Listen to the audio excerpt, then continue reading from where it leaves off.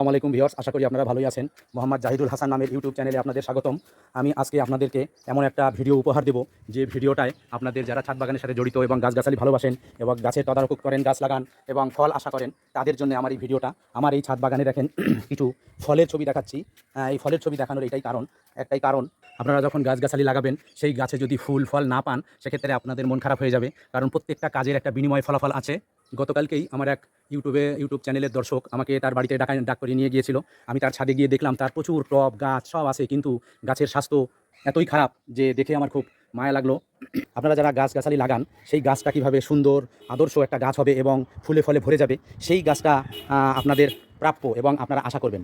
কিন্তু গাছ লাগাচ্ছেন, কষ্ট করছেন, পানি দিচ্ছেন, সব কিছুই করছেন, অথচ গাছ থেকে ফুলও পাচ্ছেন না, ফলও পাচ্ছেন না। যদিও ফল পান, তার সাইজ ভালো হয় না, মিষ্টি হয় না, বিভিন্ন রকমের সমস্যা দেখা দেয়। আমি আপনাদের যে ভিডিওটা উপহার দিতে চাচ্ছি, আজকেই আমি সকালবেলা ভোরবেলা উঠে কিছু গোবর সার নিয়ে আসলাম। দেখতে পাচ্ছেন আমি এই গোবর সারটা ঢেলে দিয়েছি। এখন আমার ছাদে দেখেন চমৎকার রোদ পড়েছে। এই রোদের মধ্যে আমি একটা তেরপল বিছিয়ে এই যেগুলো নিয়ে আসছি আমি একটু মেলে দিলাম।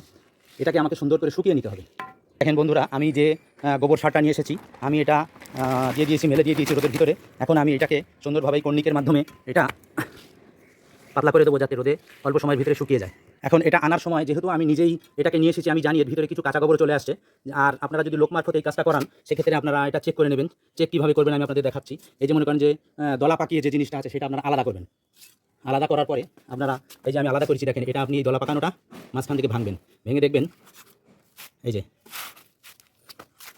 দেখেন, লক্ষ্য করেন, এটা কিন্তু একটা কাঁচা গোবর। কাঁচা গোবর কখনোই গাছের গোড়ায় দেওয়া যাবে না। আমার বস্তার ভিতরে কিছু পাতা, তারপরে ডিমের খোসা, হাবিজাবি, যেগুলো আমার ছাদ থেকে ঝাঁটা দিয়ে এক জায়গায় করি, এক জায়গা করে এর ভিতরে আপনি ওই কাঁচা গোবরটা দিই। আপনারা দেখতে পাচ্ছেন এর ভিতরে এই যে ঢেলা পাকানো যেগুলো আছে, সেগুলো হচ্ছে আমি আলাদা করে ফেলছি।